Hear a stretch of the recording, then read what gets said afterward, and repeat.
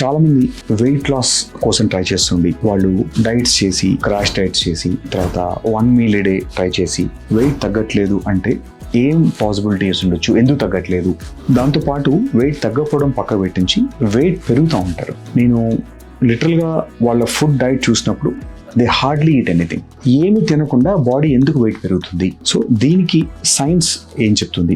బేసిక్గా మనం బాడీ చాలా smart device and smart mechanisms ఉంటాయి బాడీలో. మీరు over a period of years కనుక తక్కువ తినుకుంటూ పోతే బాడీ న్యాచురల్గా మీ మెటబాలిజం స్లో డౌన్ చేసేసి తక్కువ ఎనర్జీతోని బాడీ నడిచేటట్టు ఎఫిషియెంట్గా మారుతుంది. అలాంటి టైంలో మీరు ఎప్పుడైనా వీక్లీ వన్స్ ఇన్ 2 weeks కనుక ఒక్కరోజు కనుక మీరు బెంజ్ ఈటింగ్ అంటే కొద్దిగా ఎక్కువ తిన్నా కూడా ఆటోమేటిక్గా అది ఇన్స్టెంట్గా మనకు అది ఫ్యాట్గా విజరల్ ఫ్యాట్ కానీ సబ్క్యూటేనియస్ ఫ్యాట్ కన్వర్ట్ అయిపోతుంది. అది వెయిట్లో యాడ్ అయిపోతుంది. సో ఎవరైనా ఇలా డైట్స్ చేస్తున్నప్పుడు దానికి మనం ఇచ్చే అడ్వైజ్ ఏంటంటే యాజ్ అ మెటబాలిక్ స్పెషలిస్ట్గా ఒక డైట్ని కన్సిస్టెంట్గా లాంగ్ టర్మ్ చేసిన అంత రిజల్ట్స్ ఉండవు. ఖచ్చితంగా ఈవెన్ 1 meal చేసే వాళ్ళు కూడా కొన్ని రోజులు start breaking that.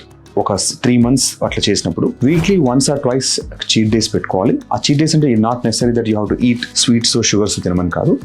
Number of times ఎక్కువ తింటే బాడీ ఆటోమేటిక్గా అండర్స్టాండ్స్ దట్ ఓకే మనకు ఫుడ్ దొరుకుతుంది కాబట్టి కన్జర్వేషన్ కొద్దిగా తగ్గిస్తుంది. కన్జర్వ్ చేసే ఎనర్జీ తగ్గడం వల్ల ఆటోమేటిక్గా వెయిట్ స్లోగా పెరగకుండా అవుతుంది. ఖచ్చితంగా ఈ డైట్ చేసే వాళ్ళు ఎవరు కూడా లాంగ్ టర్మ్ సేమ్ డైట్ చేయకుండా ఫ్రీక్వెంట్గా వాళ్ళ ఫ్రీక్వెన్సీ ఆఫ్ ఫుడ్ని చేంజ్ చేయడం ఇది ఒక టెక్నిక్.